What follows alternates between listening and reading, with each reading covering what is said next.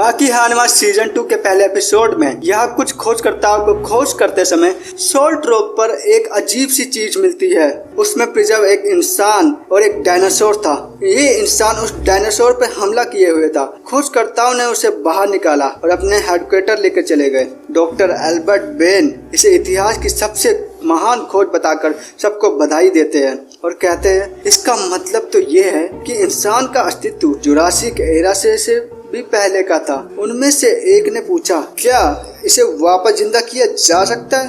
तब doctor Ben ने कहा, एक प्रोफेसर की कहानी सुनाता हूँ कि 250 साल पहले एक प्रोफेसर को सोल्ट रॉक में कुछ पानी की बूंदें मिली, जिसे उसने सही टेम्परेचर और सही एनवायरनमेंट में कई महीनों तक रखा और कई महीनों बाद उसमें माइक्रो ऑर्गेनिज्म हिलने लगे। तभी प्रोफेसर एलन पिकल को जिंदा करने की कोशिश शुरू कर देता है। उसे वो इलेक्ट्रिक शॉक देता है और सही फ्लूइड्स में उसकी बॉडी को रखते हैं। कई महीने बीत जाने पर भी पिकल जिंदा नहीं होता है। तभी प्रोफेसर लेन एक बुक पढ़ रहा होता है कि अचानक उसे भूख लगती है और वो तेजी से टीग्रेस के मीट खाने चले जाता है जिसे पिकल ने मारा था। वह उसे फ्राई कर रहा होता है कि उसकी खुशबू पिकल तक पहुंच जाती है और पिकल जाग जाता है। वह कोई मिलियन सालों के बाद जागता है। पिकल को कुछ समझ नहीं आ रहा था कि वो कहाँ है। फिर वो उठकर वहां चले जाता है जहां से मीट की खुशबू आ रही होती है। प्रोफेसर एलन उसे देखकर बहुत बुरी तरीके से डर जाता है कि तभी पिकल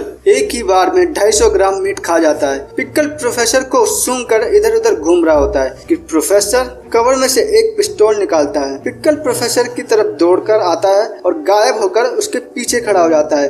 डर के मारे प्रोफेसर एलन उस पर पिस्तौल चला देता है और एक साथ कई बुलेट्स उस पिकल पर फायर कर देता है, जिससे पिकल को कुछ भी फर्क नहीं पड़ता। पिकल उन बुलेट्स को इतनी रफ्तार से वापस फेंकता है कि उसकी एक बुलेट प्रोफेसर एलन के राइट शोल्डर को बुरी तरीके से इंजर्ड कर देती है।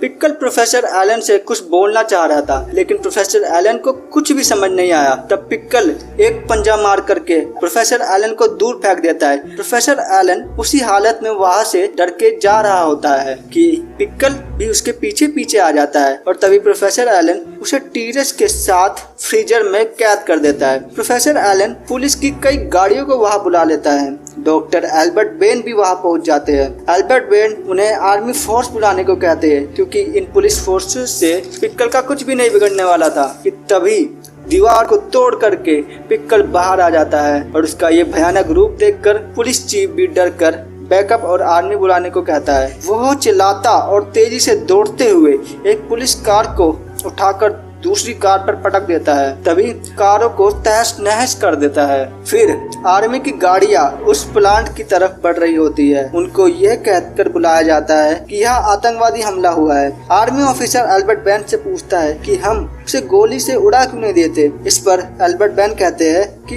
वो जंगली आदमी का जिंदा रहना ही हमारे लिए बहुत कीमती है, क्योंकि ये इंसानों के लिए बहुत जरूरी है। आर्मी ऑफिसर एल्बर्ट बेन की बात से सहमत हो जाता है। ठीक है, हम उसे नुकसान नहीं पहुंचाएंगे। वे अपने आर्मी रोबोट से पिकल के सामने खड़े हो जाते हैं। पिकल उस रोबोट को एक पंच मारकर ही तोड़ देता है और रोबोट को तहस नहस कर देता है। यह देखकर पूरी आर्मी खौफ में पड़ जाती है। तभी आर्मी का कैप्टन वहां पहुंचता है और वो अपने सारे कपड़े खोलकर पिकल के सामने जाकर निडर होकर बैठ जाता है और पिकल से हाथ मिलाने को बोलता है। पिकल को उसकी भाषा समझ नहीं आ रही थी, लेकिन वो कैप्टन से हाथ मिला लेता है और यही एपिसोड 1 खत्म हो जाता है। Thanks for watching.